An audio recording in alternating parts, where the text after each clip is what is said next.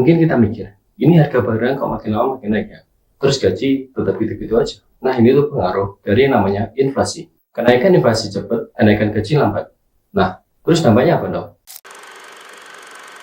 Inflasi bisa kita artiin sebagai penurunan nilai uang dan kenaikan nilai barang. Ambil contoh, uang 10.000 sekarang cuma dapat bensin 1 liter. Di 2008 atau 2009 bisa dapat bensin 2 liter. Nah, ini masih soal bensin, belum soal yang lain. Di pertengahan 2025 ini aja, inflasi di Indonesia naik jadi 1,87% dibanding tahun yang lalu. Kalau secara global naiknya 2,4%. Nah, sebenarnya kalau dihitung secara nasional atau secara global, kenaikan gaji di Indonesia itu jauh di bawah harga barang.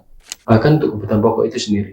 Gaji di Indonesia itu juga termasuk paling rendah kalau dibanding negara tetangga kayak Malaysia, Vietnam, Singapura, atau Thailand. Tapi ironisnya, PPN di negara kita itu paling tinggi dibanding negara-negara se-ASEAN, yaitu 12%, setara sama Singapura. Tapi kita dibanding Singapura itu kayak duitmu dibanding sama duitnya Timur Timur. Apa sih yang menyebabkan inflasi ini? Yang utama itu ada 3. Yang pertama, demand pull inflation atau kenaikan permintaan. Kayak misalnya ada kenaikan daya beli masyarakat, belanja pemerintah, ekspor market tinggi, sama investasi yang dilakukan sama swasta. Kedua, cost push inflation atau kenaikan biaya produksi. Ya kayak kenaikan harga bahan baku, kenaikan upah tenaga kerja, sama biaya distribusi yang naik. Nah, kalau yang ketiga, ini yang paling sering dilakukan sama pemerintah, yaitu monetary inflation atau kenaikan jumlah uang yang beredar. Pernah dialami Indonesia di tahun 60-an. Waktu itu inflasinya sampai 600%. Ya, ini biasanya karena negara mencetak uang yang banyak tapi nggak dikontrol. Terus ada juga kredit dari bank yang kebanyakan. Semakin lama inflasi makin naik nih.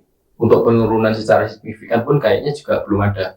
Terus apa yang kudu kita lakuin? Kalau ngandelin pemerintah ya kayaknya solusinya kelamaan. Caranya ya cuma satu, tingkatin pendapatan kalian. Kalau misal dari gaji kurang, ya nyari yang lain. Misalnya jualan, kerja part-time, freelance, atau apapun yang bisa kalian lakukan sesuai skill yang kalian punya. Karena apapun alasannya, nggak punya duit itu bisa jadi akar kejahatan. Apalagi banyak di sekitar kita itu yang pendapatannya jauh di bawah layak. Udah gaji setahun UMR, diajar inflasi, kebutuhan makin meningkat, depo malah rungkat, ya ampun dah. Ya kita bisa sih nuntut negara atas keadaan kita yang kayak gini. Tapi nggak ada yang bisa kita handle selain diri kita sendiri.